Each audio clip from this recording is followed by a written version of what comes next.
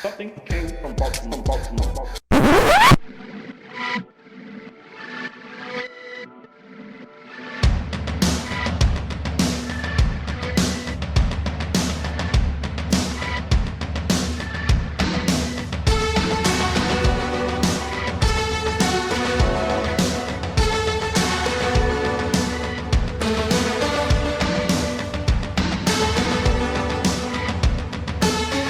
It's an emergency.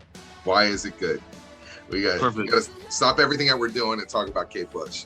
That's the way it should be. Yeah, it should be. Hello, You must wake up. little light shining. It's in the trees. It's coming.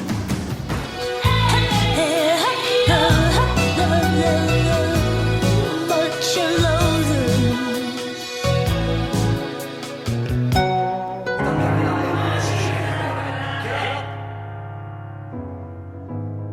I put this moment here. I put this moment here. Come on. Wake up. Wake up, love. Your sun's coming out.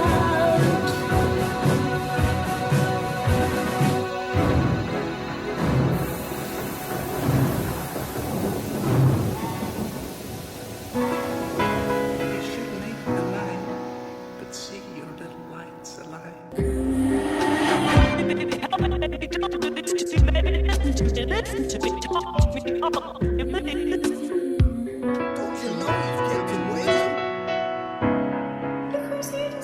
I appreciate you doing this in a short period of time. It's important, I thought, because Kate Bush was really important to you. It's really important to me. And it's obviously she's reaching out to the masses in an amazing way. And Stranger Things just kind of put the stamp on the fact that people are really learning about her. What's your overall thoughts about Kate Bush? Well, I think that it's amazing that it continues to have this sort of cultural impact all of these years later. She's always been sort of almost like a British phenomenon. When she came out with Wuthering Heights in the late 70s, that was a huge hit in the UK. It was the first ever #1 single by a female artist who wrote the song, which is astonishing to me. But, she didn't really break through in the US. And it wasn't until Running Up That Hill, in fact, it became her first top 40 hit in America. And it hit number 30. And then all of these years later, I just read that it was number 8 on the Billboard singles charts because of Stranger Things. I mean, it just goes to show you the strength of the song and her artistry in particular. She's so compelling. She's so dramatic. There's just something about her. It's just this sort of mystical sort of aura. And she's very reticent to speak to the press. She never gives interviews. She never is out there in the public. And so she speaks through her music. And I think there's something very compelling about that, considering the music itself is so compelling. I looked at Rolling Stone top 500 albums, and I'm like, oh, where did she land in 2003? She wasn't on the chart. Where did she land on 2012? She wasn't on the chart. Where is she at on 2020? She's number 68. I think that part of the thing was her shows that she did, and I'm wondering, it was probably 2014. She did a series of shows in London. It was the first time she performed live in over 30 years. And I think that brought a new awareness and visibility to her, especially in the US. I think that's part of it. She's one of those artists who continues to just grow more acclaim and esteem as the years go by. The same with The Cure. She's been nominated now for the Rock and Roll Hall of Fame, which a lot of American fans who are not familiar with her kind of, scratch their heads at. But I think that with Running Up the Hill and what we're seeing now, it shows you why she should be mentioned, in those type of terms for the Hall of Fame and so forth. I went through some influences, and I'm sure I scratched the surface, but I know Tori Amos, the Foxes, Donny Osmond, Big Boy, Prince, Maxwell, mentioned her as an influence, but I'm sure that's just a small percentage. Oh, absolutely. I mean, there's tons. I mean, it's just almost nobody who came after her hasn't been touched in some way by her. When I look at Kate Bush pre-Hounds of Love, I felt that, like, her recording style, like she was up in a higher range more than she was in this album. Her recording almost sounded like she was on stage and she was performing to an audience. And what you're getting is like a Broadway version or a stage version of the sound quality. Yeah, you know, that's interesting. I can see that. I totally agree with that. So, and she was very performative anyway. So it felt like when you're getting a Kate Bush record, you're getting almost like a stage play without the stage. So she was performing it felt like you're performing to an audience. I get that. I totally agree with that. Yeah. Now with Hounds of Love, how I look at this is like, okay, she's not performing to an audience. Each song is like it has its own storyline. So Yes. it's not a stage production anymore. It's like each song is self-contained within it has its own story. I think that's exactly right. And I think that probably with the Dreaming, it probably started with that album a little bit to a certain extent, because I think you're right, especially with the first three albums in particular. And the Dreaming sort of gets into that more, studio presence type of album where maybe it's not as much from the stage a little bit. But I think you're right with Hounds of Love for sure. I think she's just maturing as a songwriter and as a musician in the studio is part of it. And the songs are becoming more complex, and it is each song is very much sort of she's in a lower register, and her voice does change throughout her career. So that's probably part of it as well. I also said she had a perfect hair and perfect body. She was really great to look at. The album cover is stunning. She does. She's beautiful. I remember seeing the video for Experiment 4 and thinking, oh, she's a great actress. You know, she has such a presence about her. You know, I thought, well, she could be in this movie or, this version of this book. I was really enthralled for a while there about her visuals, and how she looked and how she should be in all these movies. Of course, I didn't really know much about her, but yeah, she definitely has that presence. Definitely some white magic, black magic vibe going basically through the whole songs. And I guess if you're in tune to like the occult in general, like you kind of would pick up stuff, that was in there. But it's that whole Stevie Nicks witchy vibe. Kate Bush is like a couple steps above her in the witchier vibe. I think that with Stevie, it's a little cheap and not cheap, but it's sort of thrown out there for effect. With Kate, it's more innate, and you feel like she knows something. She's sharing something, and you got to pay attention to what she's saying. Yeah, I mean, there's subtext through every song here that has I try to pick out some of it. In general, what I look at it is there's a lot of sorrow and human pain wrapped in these lyrics. Very much so. While she's telling a story and it may mean something else, there's a line or two that always resonates to me that kind of throws me into a sunken place, very similar like to what the Smiths would do, or even the Cure. Got to put them in there. Why is it good? Right. It's the Hounds of Love album. Yeah, the lyrics are amazing, and you're right. It's one of those things where it depends on the song. Sort of, some of the tracks I have sort of always known the lyrics to, and then some I pick up as I go along. So it's kind of a mix for me. But I have sort of always been aware of the lyrics to that record, and it is very sad. It is very sad in a lot of places. It's got a lot of human emotion. It's genuine. This is totally a masterpiece album of art. Period. It is. It's one of my top 5 albums of the 80s without question.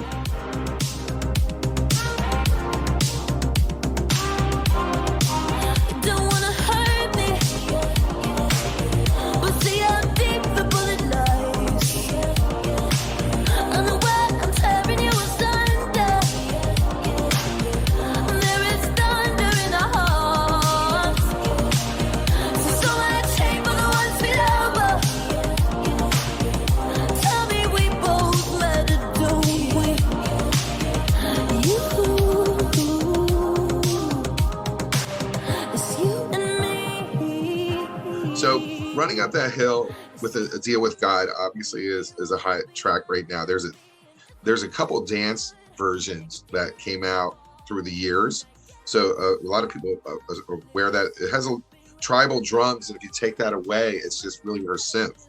The lyrics are amazing. The lyrics, you don't want to hurt me, but you see how deep the bullet lies. Unaware, I'm tearing you asunder. Oh, there is thunder in our hearts. Yeah. Is there so much hate for the ones we love? Tell me, we both matter, don't we? Just poetry. It is. It's absolutely stunning. That's one of my favorite lyrics of all time. And you pointed out verse in particular, and it's all about understanding one another. It's all about getting in each other's heads, switching places, and looking at another person through their eyes. It's taking a step back from your anger or your frustration or whatever it is you're feeling, and trying to see things through the other person's point of view, and trying to understand. And it's all about understanding.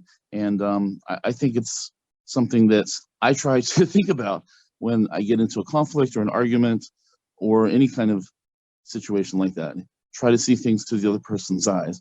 And, I think the world would be a better place. There's so much pride and anger, and you just don't want to be wrong. And that's sort of human nature, I think. And this song is sort of about getting past that. Tell me we both matter, don't we? Yeah. And also the deal with God is we're going to switch places. We're going to run up that hill together, and figure this out. Big Boy just talked about this song and how much it meant to him. It was pretty deep, you know what I mean? I guess it was two people in a relationship, and the woman was saying if she could, she'd make a deal with God and swap places so the man could understand how a woman think, and the woman can understand how the man think, and then they have a better relationship, which is fucking cool as shit. Is the dude want to swap places too? Do he really? Think about it. It's very possible. I'm going to add a couple segments of what he thought about the song. Mm-hmm. It's witchy in places. Towards the end, when it's saying running up that hill, underneath it you hear like kind of screaming. Yes. Yeah, and sort of cackling almost.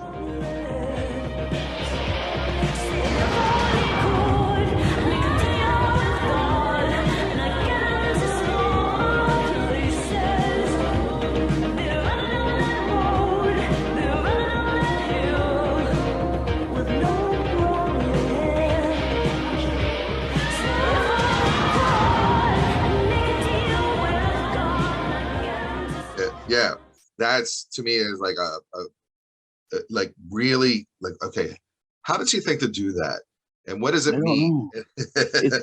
It's just attention to detail. It's careful attention to detail. You notice it when you listen to it on headphones. Play it back and just listen to those background vocals. They're stunning. There's just layers of them, and it adds atmosphere. It adds aura. She's shrewd enough to understand that. She did that a lot with the dreaming, but she was really coming into her own on this record. It's all the components sort of came together, and she creates an atmosphere. And I think that she has such an amazing voice. She can do all sorts of theatrical things with it, and she doesn't put it out way in the mix to be a distraction. It's perfect. It's perfect. Yeah, and I agree. The video, it's the dance. It's such an iconic song. It just feels a little flat. At the time, it wasn't that bad. It's just that I think people looked at that and said, okay. I agree. I wasn't a big fan of the video, but, I didn't really see it that often. My first recollection of her on MTV was Experiment 4, honestly. The second song, Hounds of Love, also has a really good video. I remember this one. Lyrics. Here, I'm gonna try this again. Among your hounds of love, and feel your arms surrounding me. I've always been a coward. I never know what's good for me. Hounds of love are haunting me. I've always been a coward, and I don't know what's good for me. That allegory, about how she's always running. She's too afraid of sort of being hurt or being whatever it is that she's afraid of. Mm-hmm. She wants to dive into it, but she can't bring herself to do it, and she keeps running and running and running. And it's just a brilliant metaphor. And the vocal on that song is just killer. It's really intense. Great. It's just really, with the rhythm. It's just amazing. The witchy thing that I had was 2 steps on the water.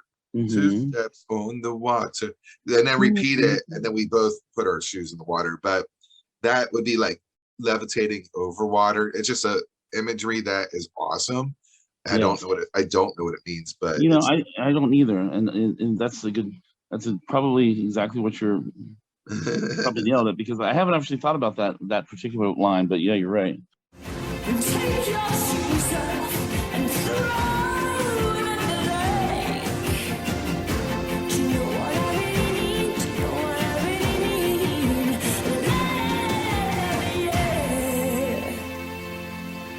Yeah, okay, so we have two amazing songs going into a third amazing song.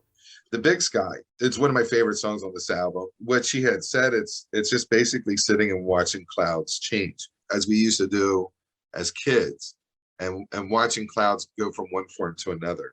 This is another good one. I mean, it was the second single in America that I remember, because it was actually nominated for a MTV Music Video Award for Best Female Video, which I looking back on seems really strange, because it's not one of her sort of more emphasized tracks, I don't think. She adds some levity to the album. Things like "Pause for the Jet,"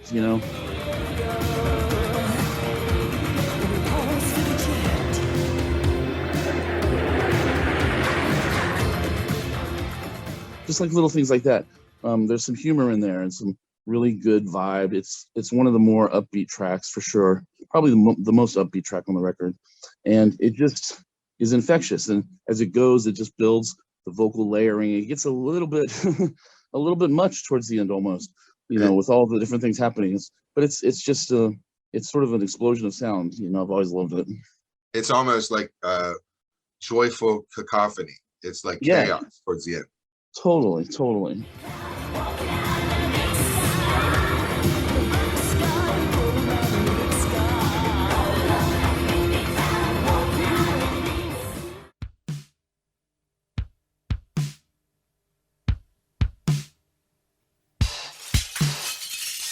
She knows that I've been doing something wrong, but she won't say anything. She thinks that I was with my friends yesterday, but she won't mind me lying. Mother stands for comfort. Mother will hide the murder. That's a rough one. It's very dark, and it's sort of I don't know exactly. It's sort of a lot of shadows, a lot of secrets hidden, and it's just an ominous vibe. But it's incredibly beautiful and ethereal and otherworldly. In the middle of all these rhythmic tracks, it really works well. I still dream of Organon. I wake up crying. You're making rain, and you're just in reach. When you sleep, escape me. You're like my yo-yo that glowed in the dark. What made it special? Made it dangerous, so I bury it. So we close out this side A with cloud bursting, which is weird because cloud bursting must be like a steampunk vibe that was going on at the time. But also Thomas Dolby had cloud bursting. Americans could care less about cloud bursting. The thought of cloud bursting means nothing to us.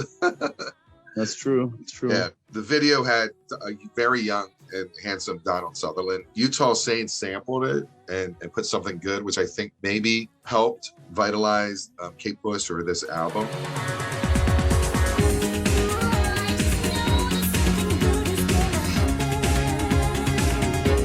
I think you may be right about the Utah Saints thing. It's interesting. This is a song it's such a staple and it's such an iconic classic track, but it was never even a single in the US, I don't think. And because these songs are so atypical of anything you would imagine hearing on top 40 radio in America, and yet they're such classics and they were so big in the UK. And I just think this is one that sort of, I always think, well, that should have been a big single. That should have been a big hit. It's got this sort of rhythmic string thing happening. It's got a beautiful melody. Her vocals are great, but it never really had a chance to become a hit here. And it's one of those things I think about the differences between the U.S. market and the UK market. I guess it's one of those songs that sort of always stood out to me for that. Yeah. Oh yeah. This is what made college radio or alternative radio like shine, is that this is where you could hear this. I do remember it on MTV, and I do remember she playing the boy of the father being taken away. It's very a melancholy video, a son dealing with loneliness after the loss of his father. Wow, wow, wow. All that in a pop song. Yeah, and just having that spark of hope, I just know that something good is going to happen. Yeah, I just know that something good is going to happen. I don't know when. I just know that something good is gonna happen. I don't know when, but just saying I could even make it happen. On top of little light shining, little light will guide them to me. My face is all lit up. My face is all lit up. If they find me racing white horses, they'll not take me for a boy. It's amazing. So side Amazing. one is over. We go into the ninth wave, and I do remember I had the album first. Now I think about it, and I saw the ninth wave, and it meant nothing to me. What is your overall thoughts of this concept? Well, it took me a little bit of time to wrap my head around it, because, when it came out, I was, sort of like, 12 or 13 or 14. But I loved it. I thought it was very harrowing. It's obviously a cycle of related songs. It tells a story about, a woman who is trying to survive, and it sort of has a drowning motif where she's fallen into the water and she's hallucinating, she's awake, she's asleep, she's seeing these things, she's having these long extended visions about what might have been or what might be happening or what might happen. She visualizes her family after she's gone as a ghost. She thinks about all these things that are happening outside of her body. It's an amazing work of imagination, of musical ingenuity and imagination, and it really is the centerpiece of her career in terms of her artistic output, her music.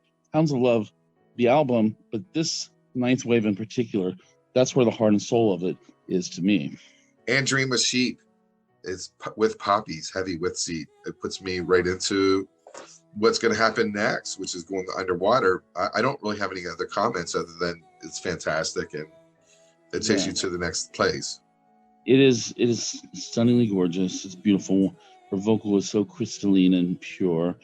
She's laying there sort of trying to get to sleep, and then she's thinking of herself in the water, and is she in the water or is she just dreaming it? And so if they mistake me for a buoy, and then she's thinking about somebody needing to rescue her. It's all sort of interwoven in her mind, and you don't really know exactly what's happening, and you never do, but that's okay. It's about survival, and it's just a gorgeous song. It's really melancholy and sad, and it starts it off just at the right note. Under the Ice, the tension that builds up on this song. It's me, or something, someone, please help me. It's me. Something moving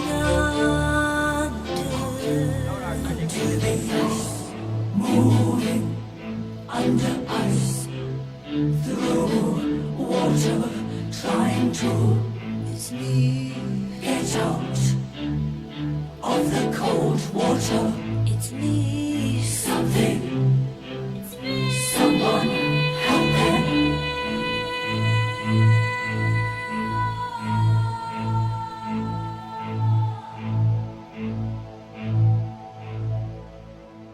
It always seemed to me to be sort of a parable about life, trying where I am, somebody needs, help me, rescue me, I'm stuck, the tension ratchets up as it goes on, and just the sense of drama. It's really theatrical in its presentation, and it's not like pop music, it's stunningly brilliant. Like, it was really sort of the standout that really caught me, I can remember hearing it as a kid, just playing it over and over and over again. It's just a stunning, very short piece, but really powerful. The most witchiest vibe of all, which is Waking the Witch.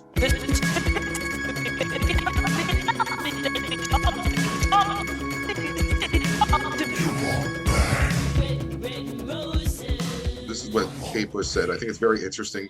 The whole concept of witch hunting, fear of women's powers. Yes. She's committed no crimes, and they're pushing her in the water to see if she will sink or swim. So just the fact that she's a strong woman or just a woman in general, and that's the fear. I think that there's also this sort of latent sort of sense of guilt, that shouldn't be, it's one of those things you struggle with, and sort of, some people deal with in religion, where you have this sort of guilt that's sort of you've been sort of inoculated, you've sort of been indoctrinated with it since childhood, and it's just sort of overwhelming, and almost you don't even think about it. It's almost but it can come out in situations like you just don't always recognize it. I feel like that's sort of an undercurrent with this song in particular. It's a piece of art. It is the day in the life of the Beatles. It's that big. It's that important. It's like a piece of art. You can look at it and have so many different thoughts at different times. Okay, my favorite Kate Bush song of all time is "Watching You Without Me," and my interpretation is having an ex and watching them live their life, especially now with Facebook. So this is 40 years. They didn't have Facebook back then, but you can see your ex having fun and living their life without you, and that's how I take it. It's very melancholy, and I'm like, well, I should be in these pictures, or I was there, that's how I take this song. But reading this, she was like how we take our family for granted and the situations that we have, our loved ones. And then, going through it, it's like, listen to me, talk to me, all woven in there really quick. And it's edited almost backwards, very kind of, very intense, and help me, baby. Mm-hmm. And whispering in the background, you can't hear me, is what she's saying. You can't hear me. It's wild, and it's beautiful, and some simple at the same time. It's just amazing. Yeah.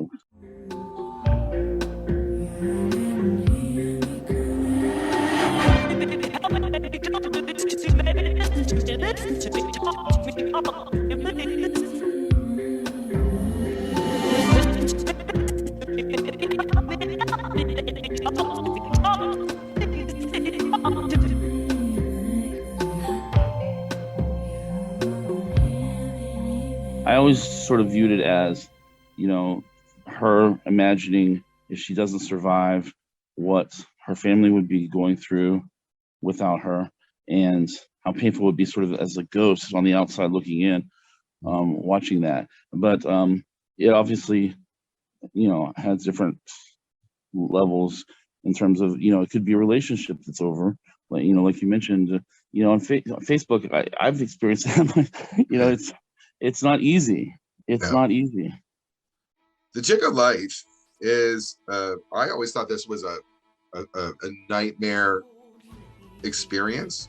And by reading just about this album, it's her future self saying, don't give up. Yes, this whole Jig of Life is like, wait, she's going through a lot of pain and suffering, and the Jig of Life is more about, saying tomorrow's gonna be a better day, it's gonna be great, just hang in there. In my opinion, I thought this was just like a hellish, like, a hallucination piece. That's my opinion. But obviously, I think it is. I think it is. It's her having a conversation with her future self, and it is hellish and it's intense, and it's her future self saying, don't erase my line from your palm, because I deserve to live. And it's a fascinating. It's the concept of it is sort of fascinating to me, because it just shows her level of imagination. I never have experienced any, that's not something you hear in a pop song, know. And it's just great. It's another powerful, dramatic, theatrical piece. It doesn't sound like anything else on the album. It just has that sort of intense. It's one of my favorites, and it's hard to pick favorites, but this is definitely one of my favorites.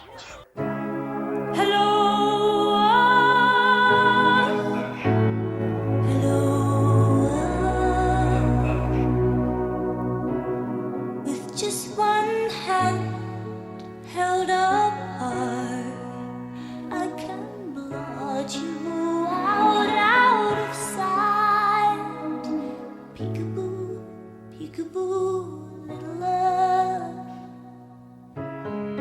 just my heart and my mind.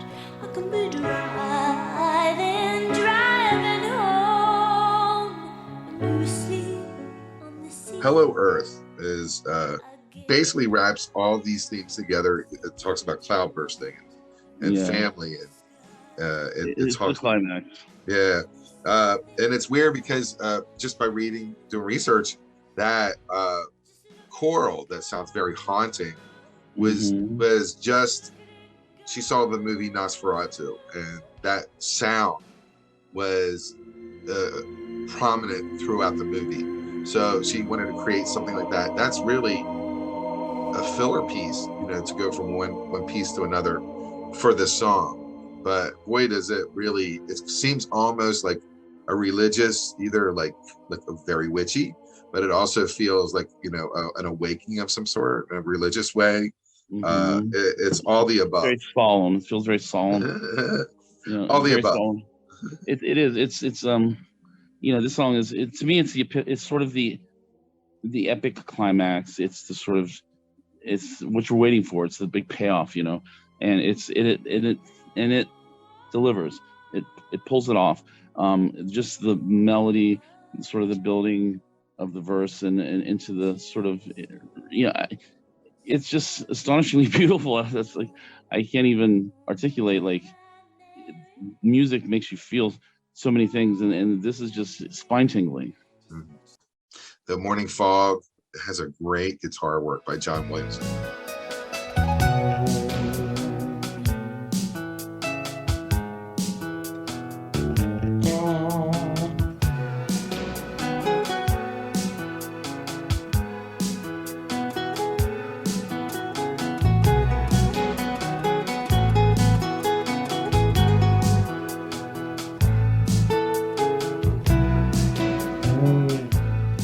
Feels awesome. I don't know if it's nylon, but it's guitar. It's a nice jazzy thing. Kate Bush said it's very much a song of seeing perspective, of really, of being so grateful for everything that you have, that you've never been grateful of ordinary life because you totally abuse it. Totally. Yeah, it's a beautiful ending, and it, I always sort of view it as sort of the happy ending, of the ninth wave, and things work out, and it's like I went through this experience, this trauma, and now I am more appreciative of everything that I have that I might have lost. All I can tell you is that this was a lot of fun, because why is it good? Yeah. I think what everyone can agree is that it is one dynamite, amazing album.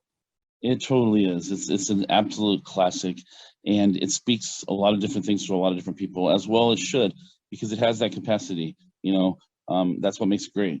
It's what makes me love music, are records like this. It's why music is my life. Yeah.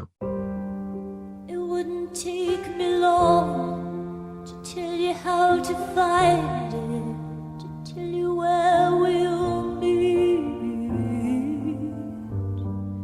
This little girl inside me is retreating to her favorite. Any final words on why it's good? It's good because, I'm thrilled that a new generation of fans has an opportunity to discover it. And, I think it's great that Running Up That Hill, it's number 8 on the Billboard singles charts right now, which is stunning to me. And I hope that people will listen to it all the way through, start to finish, and then use it as a launching point for the rest of her stuff, because she's got a very rich catalog of music. I am so glad that I got you on the horn. I'm glad that you're available to talk about music with me. It's a pleasure. Always a pleasure. Yeah, The Cure, the FAQ came out last year. It's a big hit. Yeah, and the B-side, Under the Ivy. Shout out to the B-side. It's one of her most beautiful songs. Just very simple piano ballad, absolutely gorgeous. We're gonna finish it. We're gonna end this episode with Under the Ivy. We'll play a little sample of that while we head out. Thanks again for joining me today on Something Came from Baltimore. Thank you. It was good to talk to you. Yeah, it was awesome.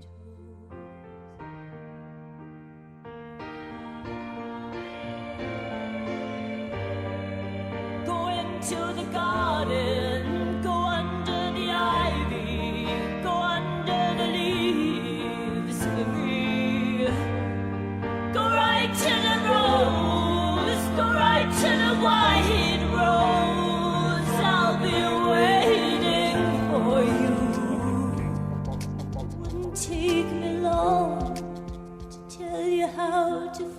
Something came from Baltimore. Something came from Baltimore.